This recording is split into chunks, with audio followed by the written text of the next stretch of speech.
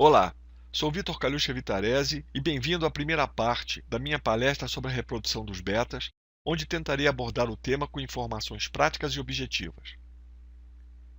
Esse trabalho não se destina àqueles que já conhecem e dominam toda a técnica de reprodução do beta, e sim àqueles que sofrem com as decepções dos constantes insucessos com esse processo, e por causa desses dissabores, acabam desistindo desse mundo fantástico, como é o mundo dos betas, onde poderiam se tornar mais tarde criadores excepcionais e dessa forma contribuir para a evolução e disseminação de nosso hobby.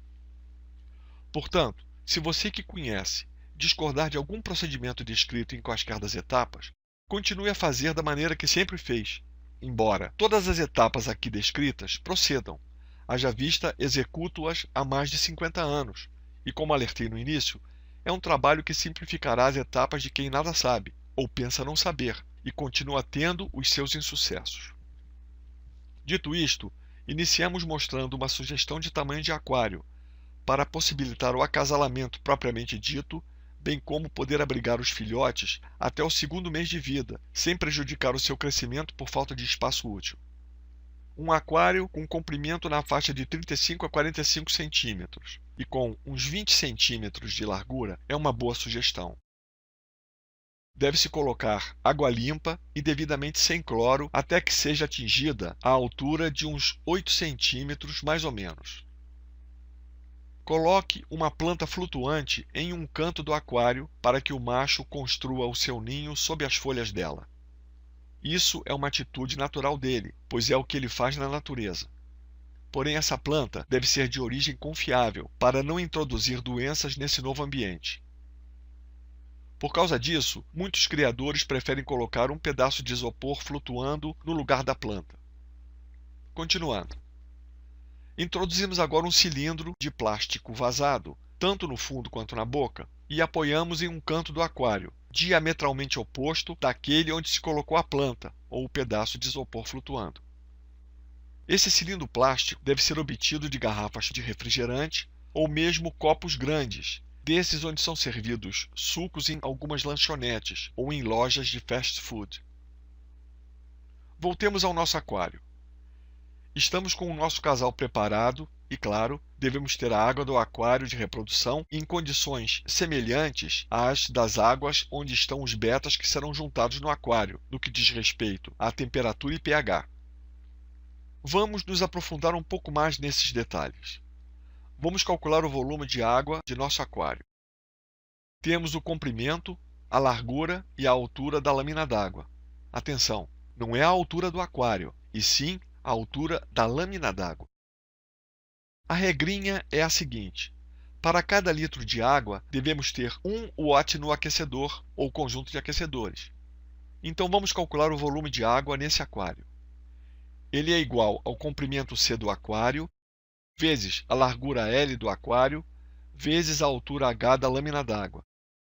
Logo, nosso volume em litros é igual a 35 centímetros vezes 20 centímetros vezes 8 centímetros divididos por 1000, o que acarreta em 5,6 litros, ou um aquecedor de 5,6 watts, o que nos leva a um aquecedor comercial de 5 watts.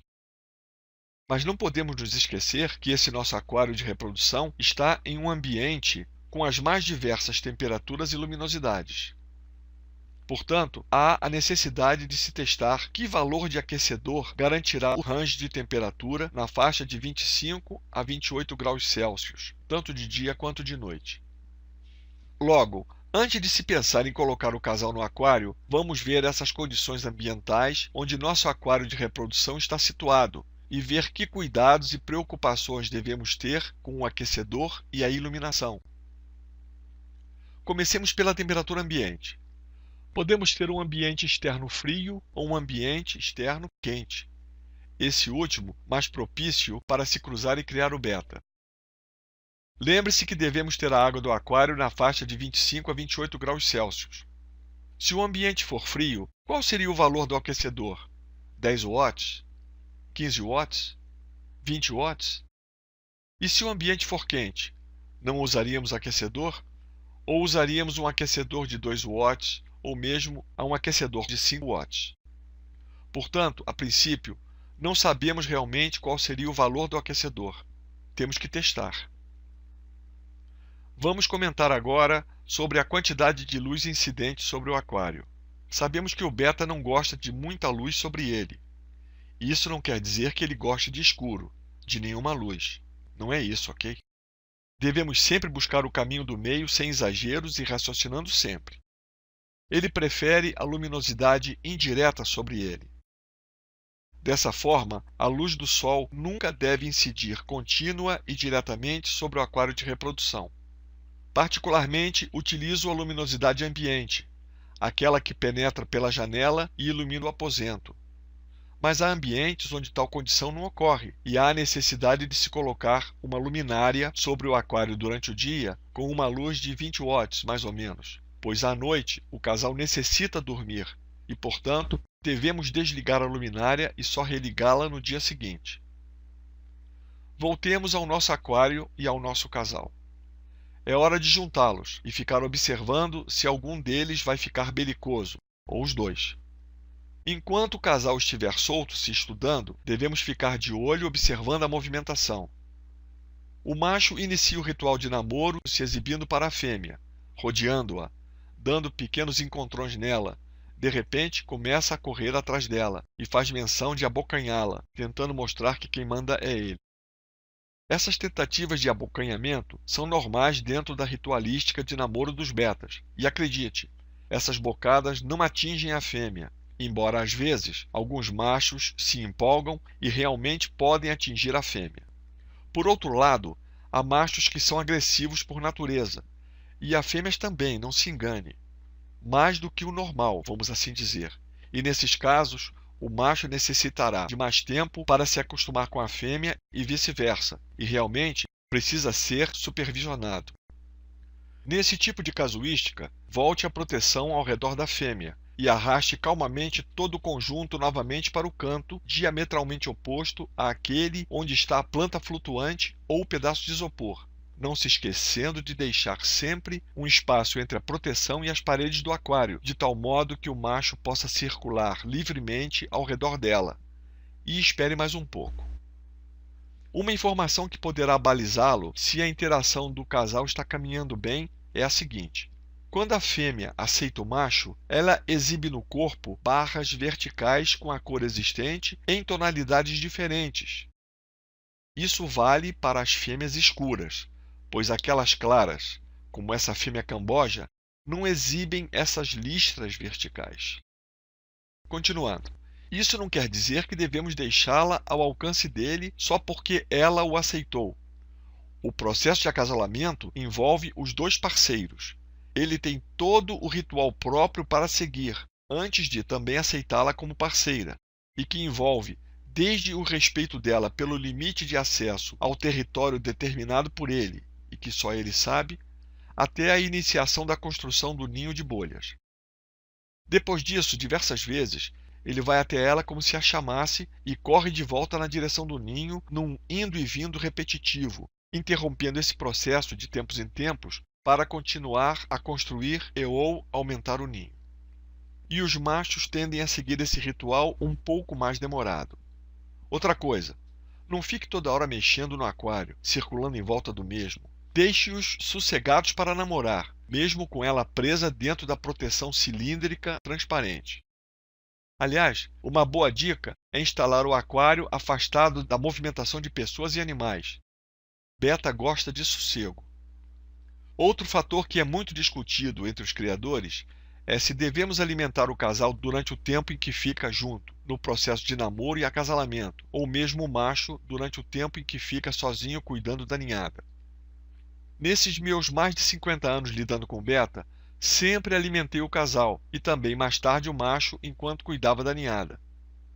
Porém, como já comentei, muitos criadores não têm esse hábito e também têm sucesso em suas empreitadas. Aqui narro o meu procedimento, baseando-me no que deve ocorrer na natureza, onde a fêmea, que está nas proximidades do macho, porém escondida no meio das plantas, por exemplo, e de repente surge uma larva ou um peixinho menor, um juvenil de beta, nas proximidades, e ela, por estar em processo de namoro ou acasalamento, não irá devorá-lo. O mesmo para o macho. Fico imaginando os dois não se interessando por tais iguarias, preferindo ficar com fome somente porque estão sintonizados no processo de reprodução. Mas em nosso aquário, com pouquíssima quantidade de água, o que é diferente do habitat da natureza, devemos ter o cuidado de dar um mínimo de comida, seca de preferência, mas pode ser alimento vivo também, desde que em pequeníssima quantidade, e somente uma vez por dia. Tal procedimento se justifica para evitar um aumento significativo no processo naturalmente existente de degradação da qualidade da água do aquário. Para tal, sugiro a quantidade de 3 bolinhas de ração, lançadas bem próximo de cada um deles, para não haver a possibilidade de um correr para a comida do outro, com isso dando chance de se ter um confronto desnecessário entre eles. Essa quantidade de 3 bolinhas de ração é mais do que suficiente para cada beta. E, claro, valerá também para o macho durante o tempo em que estiver sozinho cuidando da ninhada. O casal de betas, como todos os animais, defeca regularmente e, às vezes, tais detritos podem se acumular devido ao tempo em que o processo de namoro acontece, até 5 dias ou mais às vezes, o que acelera o processo de deterioração da pouca quantidade de água no aquário de acasalamento. Particularmente, quando percebo que tal demora ocorre, tem casal que é complicado, da mesma forma que acontece com os seres humanos. Eu sifono as fezes com uma pipeta ou uma mangueirinha de ar de tal sorte a retirá-las do ambiente, evitando-se assim o aumento na degradação da água. Voltando ao ritual de namoro do casal. Quando o macho começa a fazer o ninho, retire o mais calmamente possível a proteção plástica ao redor da fêmea e observe se o macho, depois de algum tempo, parou de correr atrás dela, voltando a atenção para a continuação da construção do ninho. Se tal fato ocorreu, tudo bem, pois essa correria de tempos em tempos é normal e faz parte do ritual do namoro. Mas não custa nada de vez em quando dar uma olhada no casal, mesmo que de longe, para ver se está tudo bem. Esse comportamento perdurará, me refiro às corridas do macho atrás da fêmea, depois a volta do macho ao ninho para retocá-lo e aumentá-lo, etc., até que a fêmea tenha a vontade de se aproximar do ninho, atendendo aos chamados insistentes do macho embaixo dele. Aí começa o balé deles embaixo do ninho, até que surge a sequência de abraços nupciais, intercalados com o macho pegando com a boca os ovos e os colocando entre as bolhas do ninho. Essa quantidade de abraços nupciais varia de casal para casal, pois algumas fêmeas possuem mais ovócitos que outras. Porém, em determinado momento, a fêmea se afasta para longe do ninho, ou é enxotada pelo macho.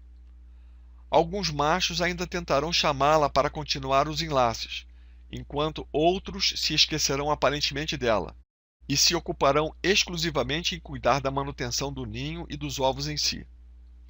Mas há uma parcela significativa de machos que desejará a fêmea o mais longe possível do ninho e ficarão muito agressivos com ela, mesmo que ela já esteja afastada do ninho o máximo que o aquário permite. Nessa hora é bom estar por perto e imediatamente protegê-la com o cilindro plástico. É importante frisar mais uma vez que essa captura da fêmea deve ser feita com muito cuidado para não assustar o macho e muito menos interferir com o ninho dele. Nunca chegue com o cilindro perto do ninho. Para tanto, espere a fêmea estar afastada do ninho em espaço aberto e, com calma, insira o cilindro de cima para baixo ao redor dela, tomando cuidado para não arrastar o cilindro para lá e para cá, o que faria ondas no aquário e poderia incomodar o macho. E muito menos tocar com a borda deste no corpo dela, para não machucá-la. Nessa altura dos acontecimentos, o recipiente onde a fêmea irá ficar já deverá estar com uma água limpa, aquecida e sem cloro. Observe este pequeno pulsar com a boca retangular encurvada. Esse encurvamento serve para facilitar a captura da fêmea dentro do cilindro, dificultando a fuga, o que ocorreria se a boca do pulsar se mantivesse plana. Para que o cilindro não se desloque dentro do aquário quando estiver cercando a fêmea com o pulsar dentro do cilindro, comprima-o firmemente com as pontas dos dedos, contra o fundo do aquário até capturá-la. Depois de capturada a fêmea com o pulsar dentro do cilindro, coloque-a de volta no aquário dela, que, como já dissemos, deve estar limpo e com a água nas mesmas condições daquelas do aquário de acasalamento. Então, retire o cilindro do aquário. E com esse procedimento, chegamos ao fim da primeira etapa no manejo do acasalamento dos betas. Continuaremos na segunda parte dessa palestra, quando abordaremos o nascimento dos alevinos e os primeiros manejos relativos à alimentação dos mesmos e à qualidade da água do aquário nesta fase crítica. Até lá!